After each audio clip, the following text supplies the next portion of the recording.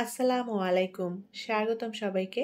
আজকে রান্না করব মূলা দিয়ে ছোট মাছের চচ্চড়ি। মূলা দিয়ে ছোট মাছের চচ্চড়িটা খুবই টেস্টি এবং মজাদার হয়। চচ্চড়িটা হাতে মেখে রান্না করব, আর হাতে মেখে চচ্চড়িটা রান্না করলেই বেশি টেস্টি হবে। কষিয়েও রান্না করা যায়। যারা মূলা খেতে পছন্দ করেন তাদের কাছে ভীষণই ভালো লাগবে।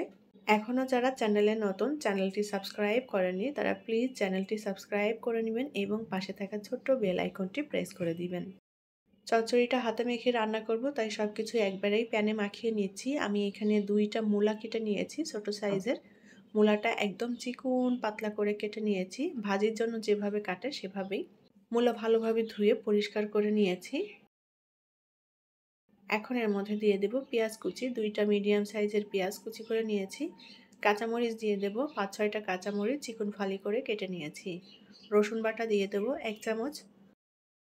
লবণ দিয়ে দেব স্বাদ মতো। শুকনো মরিচের গুঁড়া দিয়ে দেব 1/2 চা চামচ। জিরের গুঁড়ো 1/2 চা চামচ। ধনিয়ার গুঁড়ো 1/2 চা চামচ। হলুদ গুঁড়ো 1/2 চা চামচ। তেল দিয়ে দেব 1 টেবিল চামচের মতো তেল দিয়ে দিলাম। এবার সবকিছু একত্রে ভালো করে মেখে নেব। একটু চটকে চটকে মেখে নিতে হবে যাতে মূলাটা নরম হয়ে যায়। হাতে মেখে চচ্চড়ি রান্না করলে খুবই মজার হয়, আর এটা চাইলে কষিয়েও রান্না করা যাবে। মূলা এমনভাবে মাখতে হবে যেন মাখতে মাখতেই অর্ধেক রান্না হয়ে যায়। খুব ভালোভাবে নরম করতে হবে, আর মূলাটা নরম হয়ে গেলে খেতেও ভালো লাগবে।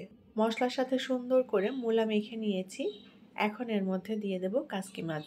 রান্নার জন্য কাসকি মাছ নিয়েছি। কাসকি মাছের পরিবর্তে এখানে অন্য যে কোনো ছোট মাছ দিয়ে একইভাবে রান্না করে নেওয়া যাবে।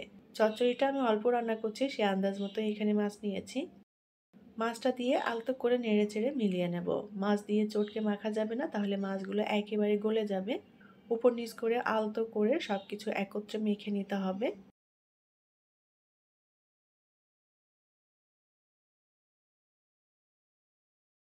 মাছটা মূলার সাথে মিলিয়ে নিয়েছি। এখন কিছুটা পানি দিয়ে দেব। চচ্চড়ি রান্নাতে খুবই অল্প পরিমাণে পানি লাগবে। পানিটা দিয়ে সুন্দর করে নেড়ে চেড়ে মিলিয়ে নেব। মিডিয়াম আঁচে এখন চচ্চড়িটা রান্না করে নেব।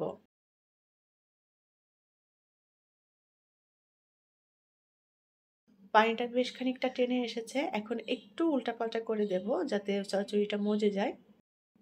এবার এর উপর দিয়ে কিছু ধনেপাতা দিয়ে দেব। পানিটা বেশ টেনে গিয়েছে, এখন একটু উল্টাপাল্টা করে দেব। চচ্চড়িটা উপর নিচ করে দিলে ভালোভাবে মজে যাবে। খুবই সহজ একটি রান্না, আর এটা কমন একটি রান্না, সবাই করতে পারে। তবে আজকে যেভাবে করলাম সেই রেসিপিটাই আপনাদের সাথে শেয়ার করেছি। চচ্চড়ির পানিটা টেনে গিয়েছে। মূলা দিয়ে ছোট মাছের চচ্চড়ি রান্না করা হয়ে গিয়েছে। এখন নামিয়ে নিয়ে পরিবেশন করব। তৈরি হয়ে গেল দারুণ টেস্টি এবং মজাদার মূলা দিয়ে ছোট মাছের চচ্চড়ি। সাদা ভাতের সাথে এই চচ্চড়িটা খেতে দারুণ লাগে। আশা করছি ভালো লেগেছে আজকের এই মূলা চচ্চড়ি। রেসিপিটি যদি ভালো লাগে তাহলে প্লিজ লাইক, কমেন্ট এবং শেয়ার করবেন। পরবর্তী রেসিপি দেখার আমন্ত্রণ জানিয়ে বিদায় নিচ্ছি। ভালো থাকবেন সবাই। আল্লাহ হাফেজ।